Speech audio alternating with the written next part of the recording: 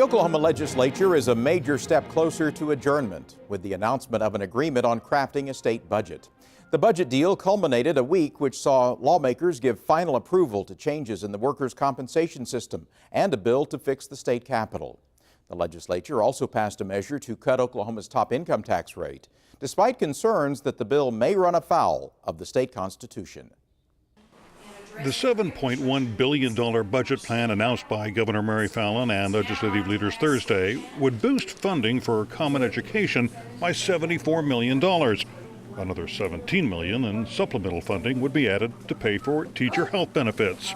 That money will be used to enact our new reforms that we have passed, also educational improvement measures that have already been put into place to get more dollars and resources to the classroom and to ensure that our state can cover the ever-increasing costs of teachers' health care benefits. While Republicans praised the increases for education, Democrats contended the boost is inadequate to cover growing class sizes. Educators also remain concerned about the impact of a state question approved by voters last fall. State Question 766 exempts intangible property, such as mineral leases, from ad valorem property taxes. The State Tax Commission says that tax break will cost schools about $50 million. But House Appropriations Chairman Scott Martin says no one really knows how deep the cuts will go. I've heard so many numbers of what that impact's going to be. I've heard anywhere between 30 and upwards over $100 million. I don't know where people are getting these numbers from. I don't have any idea yet what the impact's going to be. The budget deal also includes nearly $40 million in additional funding for the Oklahoma Health Care Authority and $17.4 million in higher funding for mental health services. It does not include pay raises for state employees who haven't received an increase in several years or a pay hike for state troopers. Another noticeable absence from the agreement is additional funding for the Department of Corrections.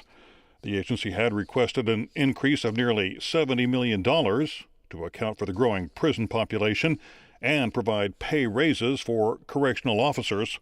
We do understand that there are correction officers that we have a decrease in the number of correction officers or challenges with their pay and competition from the private sector. But we've also found discrepancies in their funds and the money that's available and what we've been told is available. The governor said lawmakers cleared the way for the budget deal by taking action on 3 key pieces of legislation. Those include a plan to cut taxes, overhaul the workers' compensation system, and develop a plan to sell state assets to pay for capital maintenance. The bill overhauling the workers' compensation system was the first domino to fall. Republican Senator Anthony Sykes argued the changes contained in the measure will actually benefit both employers and injured workers. Because it's win-win for the employer and the employee in every circumstance, especially in Arkansas. When I went to visit with them, benefits paid to employees go up. Senate Minority Leader Sean Burridge disagreed, pointing out almost all the savings in the measure are achieved by cutting benefits. So we have a bill here today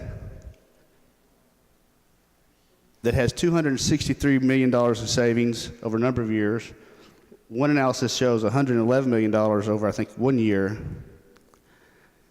And we've saved every penny of that by taking away benefits from the injured workers.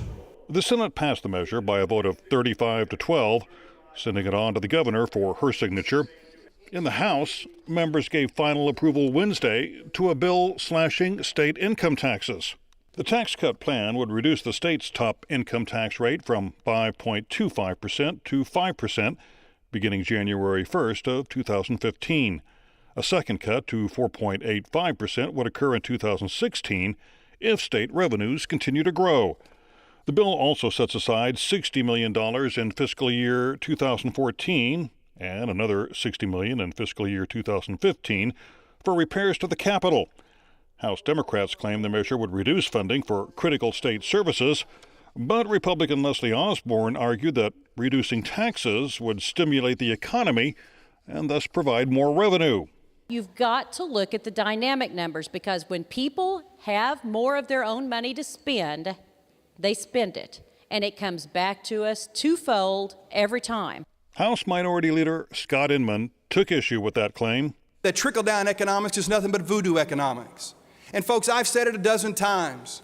You cannot take causation and correlation and make the two go together. We didn't cut income taxes and watch our economy soar. Our economy soared because of growth revenue from gas and oil, and then we cut taxes. Democrats also argued the measure is likely to be declared unconstitutional.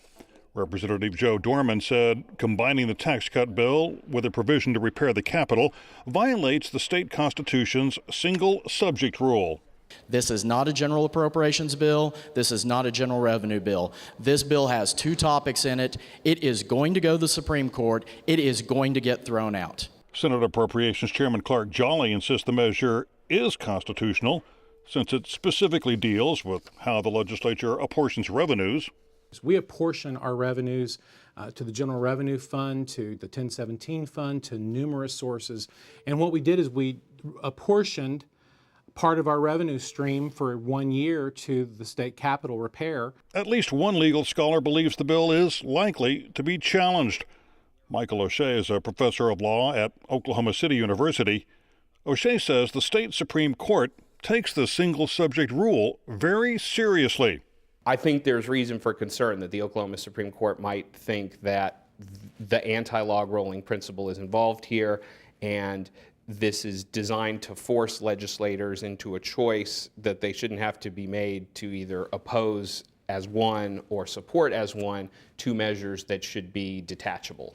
O'Shea says the state Supreme Court has historically been very aggressive about enforcing prohibitions against log rolling.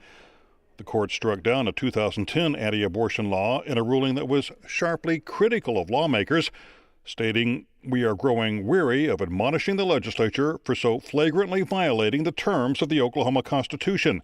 It is a waste of time for the legislature and the court, and a waste of taxpayers' money." O'Shea says if the tax cut measure is found to be unconstitutional, the court could strike down part or all of the law.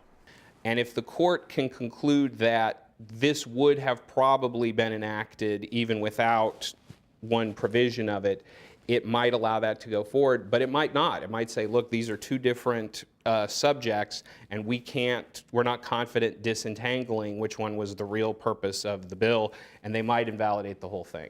Despite those concerns, the House passed the measure by a vote of 65 to 35. With those major pieces of legislation out of the way, lawmakers are expected to take final action on the state budget in the coming days. That could mean adjournment of the legislative session well before the May 31st deadline.